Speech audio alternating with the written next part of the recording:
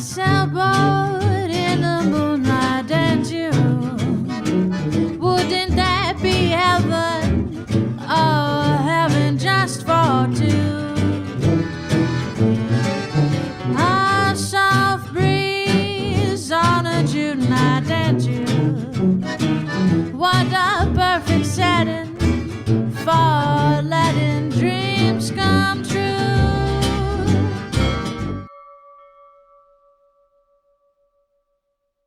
Thanks for hooking up with us, man. Yeah, of course. Of course, it's nice to meet you guys. Yeah, it's pretty early in the morning over there. We've got our coffee going, but it's 4 o'clock here. So. Oh yeah, This you is guys are my- avid. Yeah. This is my post nap coffee. So. Nice. Nice. Yeah. Cool. Yeah. Well, cheers to you guys. Cheers to you. Yeah.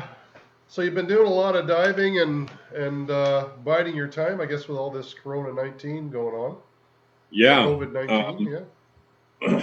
I'm staying on a friend's boat. It's a Voyage 47. It's a South African cat. I'm gonna change this just so the light's a little better. So. Oh yeah. Yeah, it's been fun. I've got a really good spot to wait out this COVID thing. Yeah. I've been free diving and spearfishing every day, and catching a lot of fish and eating a lot of fish. Yeah. Kind of supplement the diet. You know, I would have thought after so much time spent eating fish, because you guys eat a lot of fish. Yeah. Like fish after fish after fish, it seemed, that you'd be sick of it by now. Well, I don't eat pork, and I don't really agree with the commercial beef manufacturing. So I don't buy beef, but I'll eat it if it's local. Yeah, that's good. So I'm pretty much a pescatarian, and I like it that way. I don't mind eating fish as long as I catch it myself. Yeah, we would have starved, I think. Well, you know what? My favorite part of our trip was the fishing. I love fishing. I love cleaning the fish. I've been doing it. My grandfather was a commercial fisherman, so I've been around that industry for a long time. But I loved fishing on the Atlantic Ocean. That was one of my highlights. Just the anticipation of maybe catching a big fish, right? Which never really happened for us, but we lost a few big ones. Yeah. You can come and crew for me anytime. Yeah. Yeah, we love fishing. Yeah. So tell us a little bit of background about you. Maybe you could just introduce yourself, because there are going to be people from our channel who are meeting you for the first time, and maybe you could just sort of let them know who you are and where you came from. Okay, so my name is James. I have a YouTube channel called Sailing Zingaro, and for the last 3 years, I've been cruising on my Crowther catamaran. I'm just moving downstairs because it's a little bit more quiet. And let's see, I bought the cat in December of 16, and I refit it for a couple months. Oh no, I'm sorry, I bought it in October, and I refit it for 2 months, and I left in December. And then I left from Florida. I went through Cuba and did what's called the Central American route. Kind of like I was going down towards Belize, and I was going to go to Honduras and Rio Dulce and stuff. But I ended up running the boat aground real bad. And I saved the boat, but it was leaking. One of the through holes got pushed up through the foam. So I actually saved the boat with a roll of this putty that Loctite makes. It's underwater setting epoxy. Really? So it comes as a tube, like about this big, and you just match it all together. And then once the catalyst is mixed up with the resin part, you just put it around anything, and it's underwater setting. So that was what saved my boat. And I just put that all around inside where the through hole was pushed up. So I ended up sailing 400 miles back to Mexico, pulled it out, got help from a really cool trimariner named Lance. We fixed the boat, and then I skipped the rest of Central America and I really wanted to see Jamaica. So we did Cayman, Jamaica, went down to Colombia, Panama, through the canal. We did both coasts of Panama, which was really awesome. Panama is an excellent place to cruise. It's cheap, it's fun, It's people on are our nice. list. Yeah. Yeah. We went up to Costa Rica because we wanted to see an island called Isla del Coco. It was the island that Michael Crichton based Jurassic Park on. And the only way to get to Isla del Coco is to go to the capital of Costa Rica and apply for a permit. It's very expensive, but man, it was worth it. There was huge tiger sharks, huge Galapagos sharks, hammerheads everywhere. It's just one of those. And the history of the island is really cool. It was controlled by pirates for hundreds of years, Wow. and just a beautiful place. And the only two ways to get there are by private sailboat and by dive charter. And the dive charter is like $5 or $6 grand, depending on what package you choose. So we got lucky and got to see that. And then we went over to Ecuador and spent maybe 5 months in Ecuador, refit the boat for the Pacific, and then went through, they call it the adventurous route. We went to Easter Island, Pitcairn, got to see all of the islands in Pitcairn. There's 4 islands there, which was amazing, difficult, very, very beneficial for me as a sailor. I learned a lot and I got challenged a lot, and it was wild and it was beautiful. We got really blessed with weather, so we were able to stop at every island, which I don't know anybody else that got to do that. Yeah, we haven't seen any YouTubers doing what you're doing at all. Like, it's pretty unique voyaging, especially really. on a plywood boat. I think you have a couple questions about that, don't you? Yeah, I do. Yeah. And then after Pitcairn Islands, we went to Gambier and did like the southern part of French Polynesia, Gambier Islands. And then by the time we got to Gambier, because we were able to spend so much time in Pitcairn and Easter Island, and it was really late in the season and the weather was just crap. So it's actually better if you do that route to leave as early as you can. That way you can see all of that and get good weather for the whole thing. But the weather was starting to turn cold and getting really windy, and Gambier for us wasn't really that great just because all of the fish had ciguatera, the wind was really strong, and the weather was really cold. Yeah. And then we went to the Tuamotus. The Tuamotus were amazing. We actually went back there a couple times we just hopped between the societies and the Tuamotus for maybe 6 months, and then went up to Hawaii. And then on the way to Hawaii, we were almost there, and our boat broke. So catamarans have 2 hulls, and one of the hulls ripped almost completely off. It tried to, a big wave come up underneath us and tried to rip the hull off. It broke all the stringers and the beams inside that hull, and the only thing holding it on was the deck on top. So with every wave, it was just breaking more and more, and it was very frightening. How far offshore were you when that happened? We were 40 miles off the Big Island, off the southern tip of the Big Island. And by the time we got it handled and got the engines running, we were 60 miles off. So in the course of maybe 5 or 6 hours, we drifted 20 miles, which is amazing. It's really fast to be drifting sideways. We learned a lot from that too. I really learned how to use and how to choose the sea anchor.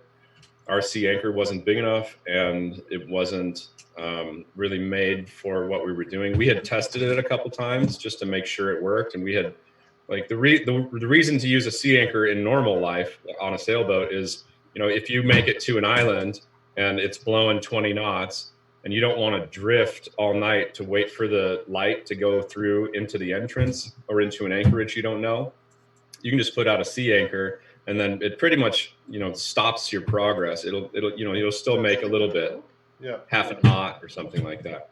But that way you're not going to be 20 miles away from the island in the morning if you just heave to. So what type of sea anchor were you using? It was a parachute anchor, but it was it was almost like a homemade job. It wasn't homemade, but it was not a real professional one, and it was too small. It was only 9 feet in diameter, and I had a pretty light boat. I think dry weight on the boat was 11,000 pounds. So in theory, it should have worked, but in actuality, what it did was, as it opened up, and I could see it when the light came out. I could see where it was, and I had it right in the second wave, and it was in the crest of the wave. It wasn't popping out, but what was happening was the weight of the boat with the wind was making the sea anchor flip on itself. And when we got a big gust, it would just pull so hard that all of the lines connecting the anchor, the parachute part, would just flip over, and then it would start to tangle up and collapse. So And then you I would- had like half of one. And you attribute that to it being too small? I think so. Yeah, I think Yeah, it was too okay. small. And then they make para anchors now that have a ring that kind of separate all of the strands, and that would have been beneficial too, because then I could have easily untangled it. But as it was, and untangling it was a real pain. And then I ended up having to pull in 400 feet of road with that parachute half collapsed 4 different times, and it was exhausting. We were exhausted at the end of that. Yeah. So what did you do? Did you do anything to the boat actually to try and keep that hull from splitting off? Yeah, first I freaked out. Yeah, no kidding. When I walked down there and I realized I heard something was broken, and I had heard that sound before when we had a main beam break on the way from Bocas del Toro, Panama to Puerto Linda, Panama. It was about 130 miles, and it got real rough, and we were on a reach. So with the wave action and stuff, there was extenuating circumstances to that, but not unnecessary to go into now. What happened was the main beam broke, and it fractured the side of the hull. That was scary enough, and that was the same kind of sound, but this one was a lot louder. And when I went down there to look and saw the damage, I was like, "Oh man, this is bad." Yeah. And I was like, "Babe, this is bad. I don't know what to do." And she was like, "Let's tie the boat together." So we started getting lines and trying to get him under the boat. But now we were dead in the water. We took the sails down. We were dead in the water, and we were beam on to the wind and waves. And we just couldn't get the lines under the boat in any way that would work. Yeah. So exactly what I was thinking I would do, and try and ratchet it. You mean just to pull it in or something? Yeah. So you ended up getting Dyneema around it eventually, and yeah, I had to get in the water. We talked about talked about who would get in the water, because one of us needed to basically swim under the boat to hand the line up to the other person. And we decided it would be me. That way, if I got knocked out, she could get me back up. Another lesson learned, a really important lesson learned: if you have to go in the water, I've had to do this before, but don't tie yourself to the boat, because the line can get wrapped around the prop and then drown you. I never tie myself to the boat. What I will do in the future, though, is put on a harness. That way, if I do get knocked out, she can just take the main halyard and attach it to me, and then use the winch to get me out of the water. Otherwise, by the time she gets me out of the water, I'll probably be a goner. Yeah. But anyway, so I swam around the boat. We tied the boat together, cinched it together with the winches, and it broke a couple times because first we didn't use Dyneema, and then just that force was insane. It just parted all the lines. And then I had a roll of Dyneema because I had done my rig a couple times with synthetic, and it was 3/8, and that stuff's basically unbreakable. It actually was so unbreakable that it started eating into the boat. Yeah. Like I have seeing photos. Oh wow! Oh, so you saw this? I I've didn't seen see this. that episode. Yeah. Pretty wicked. Yeah. But we ended up saving her. We snapped off the starboard prop shaft while we were doing that, just because that was the lowest thing on the boat, and I wrapped it around there first, and then ended up breaking the strut. Wow. We got really lucky. The boat was actually the hulls of the boat were made of Eric's foam, so the hull of the boat was able to take the force of a 1-inch stainless steel rod bending almost 90 degrees, and it didn't rip it out of the boat. And I really believe that had it been anything except maybe Duflex balsa or red cedar, or had it just been a lagoon, would have just ripped it right out of the boat and sank. And right when that happened, I thought, oh shit, we're gonna sink. And I went down there and no water's coming in. I couldn't believe it. Yeah. And those hulls are really, even if they separated from the boat, they would still continue to float. Yeah. Anyway, The boat right? would float. The boat would float pretty high until the wood saturated.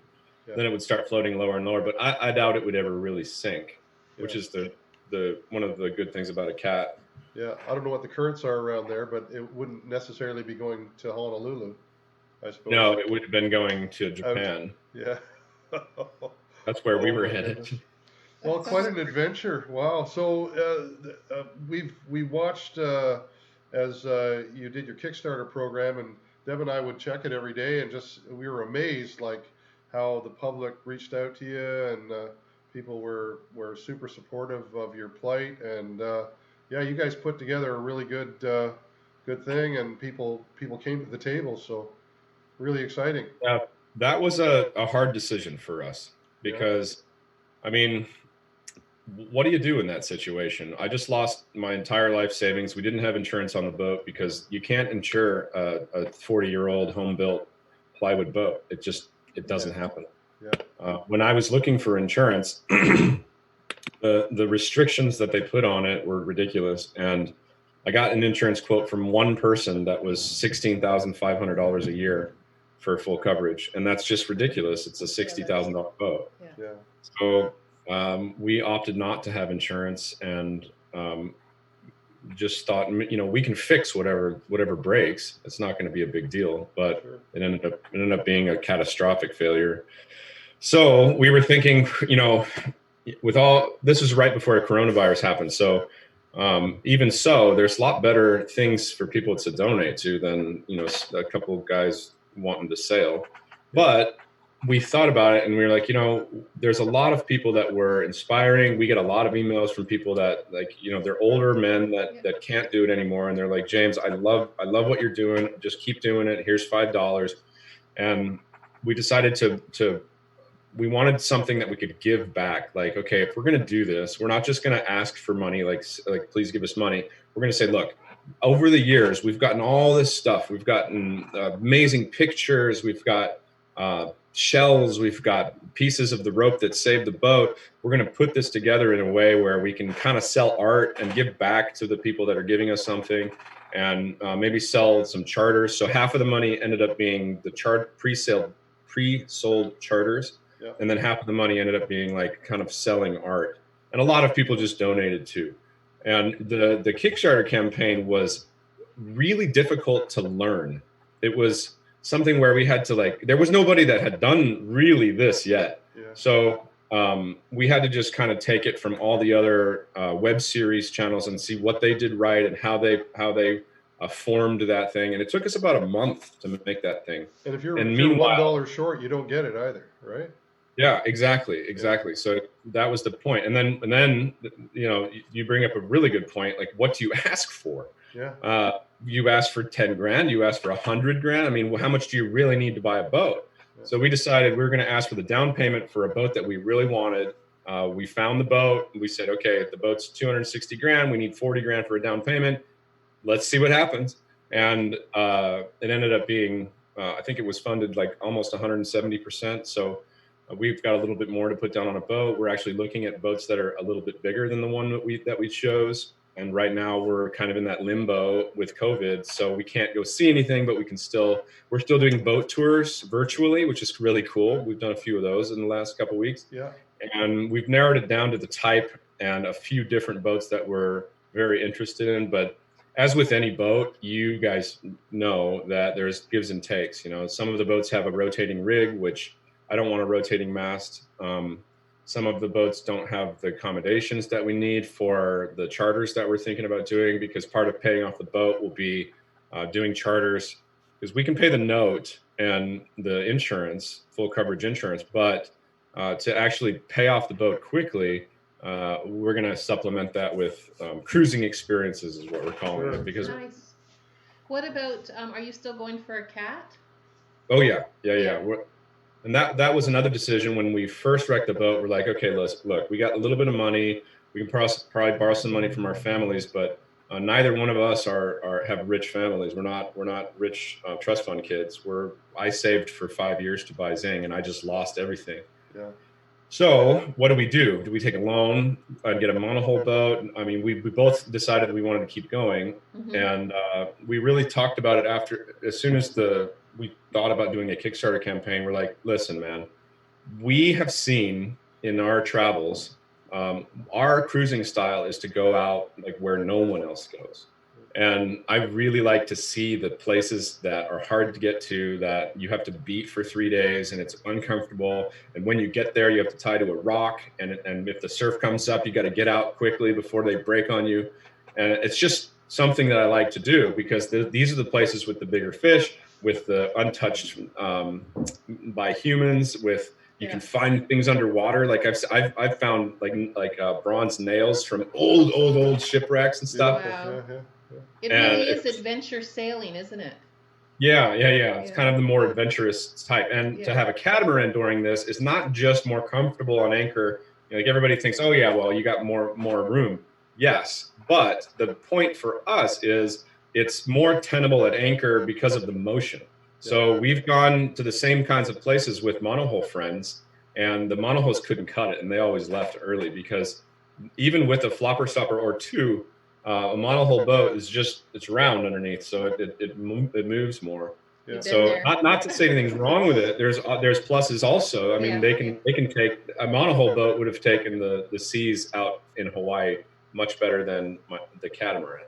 Yeah. So there's always a give and take, and now we're looking for a catamaran that's built really strongly that can take some big seas. That we want to do a big Great Circle loop from like Micronesia, Japan, Alaska, west coast of the States, and then maybe down to Galapagos and then Chile. Yeah. Wow, that all would be Pacific, nice. Yeah. beautiful. I want to know, how come you choose sailing? Do you come from a sailing family, or did you sail as a child? Like, why did you choose sailing? I went out on a Hobie Cat once with my friend's grandfather, and he was an alcoholic, and he got caught in irons, and all he did was curse, and I was actually pretty traumatic. So I never really tried it again. And then I was in the Navy, and my best friend in the Navy was a sailor, and his dream was to sail around the world. And when I got out of the Navy, he still had a couple of years in. So the submarine went through the canal and went up to Hawaii. And so he lived in Hawaii. He had a little boat in Hawaii, and he was sailing around Hawaii one day when a freak, they call them konas here. They're wicked, like southerlies. Little storms, yeah. And his rudder broke. He lost the boat. He got into his life raft, and with like a Pelican case for all his cell phone and stuff, was firing off flares. And it was getting dark, and the Coast Guard came to the beach, but the waves were so big that they couldn't do anything for him, and he drowned. And I started looking into sailing after he drowned. I said, what was Rob really thinking when he was talking all this crap about sailing around the world? And so I bought a boat, and I moved on it 6 months later, and ever since I've been living on boats. That was like 9-10 years ago. And so I've got about 10 years sailing experience, but I'm definitely not a lifelong. I didn't do Optimist when I was a kid or anything. Yeah. So you started with monohulls though. Yeah, I had 4 monohulls. What kind of monohulls? I had a Islander 28, and Catalina 27, Morgan Out Island 41, and an O'Day. An O'Day, yeah. Yeah. And then I got Zane because I wanted to try a catamaran. I like to sail fast, and it was fun. I really enjoyed that. I remember when I first stepped on to Zingaro, and she's a pretty small cat for how 38, right? She's market. She's 37 with a transom extension that's 38. So I remember thinking, oh my God, this thing is huge. How am I going to sail this thing? Which is kind of it's like the repeating concept with everybody that gets a bigger boat. It's like, oh my God, this boat's huge, and then you get used to it. And then you want something bigger. Like this is the boat I'm on right now is a 47, and the guys are thinking about building a 60. Yeah. Where does it stop, eh? Yeah. Yeah, right. Well, we started with a 28 footer and did the 2-foot itis thing, so this is, I don't know, number 10 or something like that, or number 9. Oh, nice. Yeah. Cool. And, but we've gone up and then gone back to small boats and then gone back up again. Because we had horses. It was really hard to keep sailboat and horses at the same time. Yeah. With all our girls were into horses. It's like cutting both your wrists. Yeah. You bleed out really quick with 2. I'm gonna grab some. Yeah. Yeah. So what kind of boat? So we're pretty stuck on monos, mind you, but. You have a Bristol 41 now, right? Yeah, Bristol 41, centerboard boat. Yeah, center cockpit. Part of the problem is I get sick. So you get seasick? Yeah, I get seasick really easily. So Debbie doesn't. So fortunately for us, when we're doing crossings, she's able to take over if I've got an issue. But usually I just get sick and then I carry on again. But we had to deal with that. So I needed a boat that was super heavy I needed a boat that I wanted to sail fast still, and we like to gunk hole. So I needed a boat that was long, and the centerboard works for us. So shallow draft kind of. Yeah, to gunk hole. 4-6, But then yeah. the big deal was the center cockpit. That just eliminates all the movement. It's wonderful. And do you still get windward pointing ability when when you have the centerboard down? Yeah. Oh yeah. Can you feel the difference between a fin keel and a centerboard? Is there any difference? Huge. Well, our boat's kind of it's a full keel. So it's like you familiar with Ted Brewer, how he designed his boats with cutaway forefoot and that big bite out of the back between the prop and the back end of the full keel. Yeah, those are made out of steel a lot too, right? He did, yeah. Well, Ted Hood designed his boats in a very similar way. So I've got a full keel with a great big huge skeg and a big barn door rudder, but I've got this centerboard that goes down to 10 feet. Wow. So, and it's not weighted, so it's just a foil. It's like a big wing. So it tracks like a freight train, and then you put that board down, and then she'll give you another 10 degrees upwind. Yeah. So it's a real nice combination. We do crawl though on a. Yeah, we crab a little bit with it because sorry, yeah. it's only 4'6" draft, right? Yeah. So you lose a bit So of it's that. But, you kind of get the best so of how both did you get worlds. into the YouTube thing, James? Can you? I started the channel when I bought the boat, thinking so in 2016 there wasn't very many YouTube channels. Just to give you an idea, me and Bobby from Sailing Doodles started our channel like the same month. Yeah. And we kind of helped each other in the beginning, and I ended up meeting a lot of sailing channels through this. It's actually pretty cool. There's a lot of friends that I have that I haven't even met yet that I'm hoping that I'll run into. But at the time, I was watching Delos and La Vagabond. I was thinking, man, these guys are making enough money to. This is pre, $10,000 an episode thing. Yeah. These guys were making $3-4 grand an episode, and I was thinking, if I just get a little bit of that, it's going to be enough for me to keep going. Like, I'm used to being Spartan. I'm by myself. I was solo when I bought the boat, and I don't need much, so I'll just start this YouTube channel thing and see what happens. Yeah. And I didn't really know what I was doing. My first videos were crap. Don't go watch them. But I did something right. I'm the guy watching YouTube channels. Deb, not so much, but I've seen all the Cuba. Oh yeah, you did with all your buddies and yeah, that was early fun stuff. Yeah, Chris knows everybody. Yeah. That's good. Yeah. Oh, that's cool. So yeah, Cuba was awesome, man. I mean, I'm always like reserved to tell people like, oh my gosh, this place, you have to see it, because then I'm worried that it will get saturated. But I think Cuba is one of those places where I can safely say that it's not going to get saturated because it's difficult. Yeah. So if somebody's willing to sail down and then go around the Cape and go to South Cuba, then good for you, and do it. It's amazing. It was one of the coolest places I've ever been, just because they're not allowed to have boats there. So the reef is untouched. It's like it was 1,000 years ago. There's a big fish. The lobsters come out in the day.